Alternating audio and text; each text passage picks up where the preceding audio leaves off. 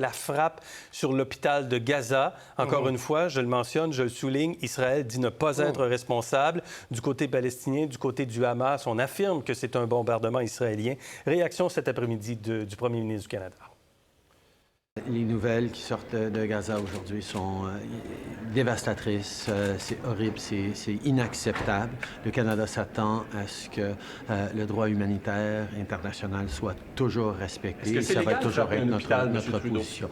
Non, c'est pas légal. Non, c'est pas légal de frapper un hôpital. Comme on vient de le dire, à qui la responsabilité, à qui la faute? Mais si d'aventure Israël avait bombardé un hôpital, une école, un camp de réfugiés aujourd'hui, est-ce qu'on franchit une ligne, Jacques? Bien, moi, oui, je pense que si la démonstration est faite que ça vient du côté israélien, on vient de franchir une ligne. En même temps, tout ça était prévisible à partir du moment où le Hamas a attaqué du côté d'Israël en faisant les massacres qui ont été dénoncés à juste titre par l'ensemble de la communauté internationale et qu'Israël annonçait, bon, on va se défendre, et que la communauté internationale a dit, Israël peut se défendre. Après ça, c'est toute une question de proportionnalité. Maintenant, assiéger Gaza, couper l'électricité, couper les vivres. Et là, si on bombarde des hôpitaux ou des écoles qui sont protégées par l'ONU, c'est des crimes de guerre. C'est des crimes de guerre. Donc, Biden a une grosse responsabilité, là. Quand on évoque des crimes de guerre selon le statut de Rome de la Cour pénale internationale, c'est quoi ça, un crime de guerre exactement? Les civils ne doivent jamais être pris pour cible. Les prisonniers de guerre ne doivent pas être torturés. Les attaques doivent être annoncées et mesurées. L'aide humanitaire doit pouvoir être apportée. Karima, est-ce qu'il y a des crimes de guerre en ce moment, selon vous? Bien, écoutez, ça, c'est toujours après avec la communauté internationale qui veut le déterminer, mais c'est clair qu'en ce moment, c'est une tragédie qui est en train de se vivre. Et encore une fois, ce sont les civils qui sont en train de payer. Je suis d'accord aussi avec Jacques sur la question comme quoi, finalement, ce scénario, malheureusement, était écrit d'avance. On s'attendait à ce qu'il y ait des tonnes, encore une fois, de victimes aussi du côté palestinien après les représailles de l'armée. Cela dit, ensuite, bon, il y a toute une question aussi de guerre de l'information là-dedans. À qui exactement attribuer les frappes? Ça va se jouer aussi. D'un côté, on va attribuer ça au Hamas. De l'autre, on va attribuer ça du côté israélien. Donc, c'est difficile de faire la part des choses quand même. On sait aussi que dans le passé, d'où le fait que c'est extrêmement complexe d'intervenir, on sait que le Hamas, je veux dire, c'est un côté, en fait, du côté de la bande de Gaza, c'est extrêmement densément peuplé. On sait que le Hamas se cache un peu partout, c'est dans les souterrains, mais ça peut être aussi, il va y avoir des caches d'armes qui, dans le passé, s'étaient déjà retrouvées aussi sur des sites d'écoles. Ça peut être dans des immeubles où il y a des appartements, ça peut être en dessous d'hôpitaux ou quoi que ce soit. Donc, ça devient très, très difficile d'intervenir et de faire ce qu'on appelle une guerre propre, parce que malheureusement, une guerre propre, ça n'existe pas. C'est sale, ça a des effets dramatiques, ça a des morts, ça a des blessés, et c'est ce qu'on constate aujourd'hui. Jacinthe Ève. Et justement, on est en 2023 et on se retrouve face à des conflits armés où il y a de la violence qui est légitimée sous le couvert de défense, de droit de riposte proportionnelle. Mais dans la Déclaration universelle des droits de l'homme, tous les hommes naissent égaux et égales en dignité et en droit. Et à ce sujet, bien, toute forme de violence devrait être condamnée, d'où qu'elle provienne. De toute façon, Est-ce que la condamnation est assez forte des pays, de la communauté internationale? Aujourd'hui, quand M. Trudeau dit ce n'est pas légal de bombarder un hôpital, on sent quand même un virage dans le ton occidental? C'est un virage, mais c'est un virage timide. On tarde, on est au jour quoi, là, 11 là, des bombardements, et puis on tarde d'avoir une alliance forte pour dénoncer toute forme de violence et pour demander finalement absolument là, qu'on ait un corridor, même d'assister, peut-être de supporter davantage l'Égypte, ou est-ce qu'il y a une possibilité là, de sortie vers l'Égypte pour la bande de Gaza, mais l'Égypte se retrouve seule là, dans cette problématique-là. Ça devient on ne peut plus urgent, ce corridor humanitaire pour aider les Gazaouis, mais également la possibilité pour certaines personnes de sortir par l'Égypte, surtout s'il y a des bombardements qui sont en cours. Que peuvent faire les Gazaouis? On a parlé à un journaliste un peu plus tôt sur nos ondes.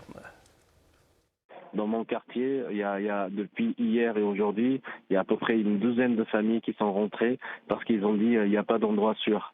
On était partis parce qu'on croyait que le sud c'est un endroit sûr, mais malheureusement depuis qu'on était là au sud, ça fait que des massacres et ça fait que des bombardements. C'est pour ça ils se sont dit ok, on va revenir chez nous, puisqu'on va mourir, on va préférer mourir chez nous, il n'y a aucun endroit sûr. On demande aux Gazaouis d'aller vers le sud, mais ça ne sort pas au sud. Et devant les bombardements, certains décident de revenir chez eux, Jacques, finalement. Ben oui, absolument. Puis bon, la semaine dernière, moi, sur ce plateau, je disais, au niveau de la communauté internationale, il y a deux grands enjeux. D'abord, il y a ce fameux couloir qui n'existe pas encore pour acheminer de l'aide humanitaire vers Gaza. Et il y a aussi la communauté internationale qui doit faire pression sur l'Égypte. Et c'est sûr que les Égyptiens, actuellement, sont pas du tout intéressés à accueillir des réfugiés, mais en même temps, il faut permettre à la population de Gaza de sortir, surtout si la communauté internationale ne réussit pas à convaincre Israël que c'est une mauvaise idée d'occuper Gaza, parce que ça va être ça la prochaine étape, là. Est-ce que l'armée va rentrer dans Gaza et ce sera quoi les conséquences? Et Karima l'a dit tantôt, le Hamas s'est organisé dans une guerre de guérilla, là. Complexe. Ils utilisent la population civile pour se protéger. Et les spécialistes, ce que je ne suis pas, disent c'est impossible à court terme d'éradiquer complètement le Hamas. Et le Hamas appelle justement la population à se défendre, justement, à rester sur place.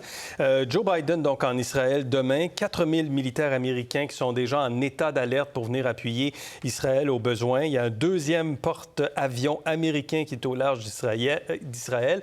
Je mentionne aussi que le président des États-Unis va rencontrer le président égyptien, justement, Abdel Fattah al-Sisi, mais que Mahmoud Abbas, de l'autorité palestinienne, a annulé la rencontre avec le président Biden. Karima, qu'est-ce qu'on attend de Joe Biden exactement? Qu'est-ce qu'on attend? Bien, c'est-à-dire, c'est ça, c'est en ce moment, en fait, ce qu'on sent surtout, c'est qu'il y a une inquiétude véritablement côté international. C'est sûr que les États-Unis appuient la riposte d'Israël. En même temps, on sent qu'on se dit dans les prochains jours, les prochaines semaines, jusqu'où? On appuie, mais jusqu'où? Puis quand les images, effectivement, commenceront à circuler, s'il y a effectivement cette fameuse offensive terrestre, ça fait quand même plusieurs jours qu'on dit toujours que c'est imminent. Est-ce que finalement, ça va être reporté? Plusieurs disent que demain, si Joe Biden est sur place, ça ne sera probablement pas à ce moment-là demain. Donc, lui va faire pression quand même sur place. Et on sent quand même l'inquiétude parce que rappelez-vous qu'il y a quelques jours, il y a l'Iran aussi qui a commencé à envoyer des signaux. Et d'ailleurs, le président iranien qui a dit ceci, si les crimes du régime sioniste contre la population de Gaza ne s'arrêtent pas, la situation deviendra plus compliquée et le champ de bataille s'étendra. Donc, on a aussi une espèce de crainte de la contagion, que ça prenne plus d'ampleur. On sent aussi que les Américains sont quand même sur les dents. 2000 soldats qui ont été déployés, le porte-avions qui a été déplacé en Méditerranée orientale. Donc, on voit aussi qu'il y a un jeu diplomatique en ce moment pour mettre de la pression. On nous dit même 4000, comme je viens de le mentionner, jusqu'à 4000 soldats américains qui sont en état d'alerte. La crainte que ça s'étende, Jacinthe-Ève, amène le Canada même, et la ministre Joly l'a dit clairement aujourd'hui, les gens qui sont au Liban, par exemple, quittez. Sortez, c'est le temps de sortir.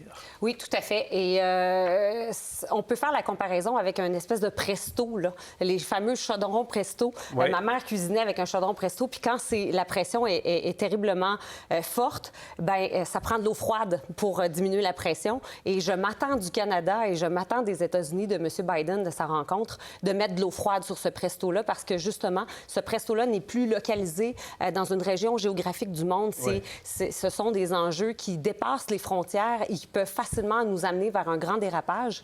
Alors, en ce sens-là, ben oui... Comment calmer le jeu, c'est ça. Comment calmer le jeu? Je ne sais pas si Joe Biden va y arriver, mais il y a beaucoup d'attentes. Je vous mentionne que le groupe islamiste à qui Israël fait porter le blâme pour le bombardement de l'hôpital de Gaza nie à son tour être derrière. Alors, je ne sais pas si quelqu'un va revendiquer ce qui se passe entre-temps, qui a fait quand même des centaines de morts. Pour voir nos émissions en entier, rendez-vous sur la chaîne Ici RDI.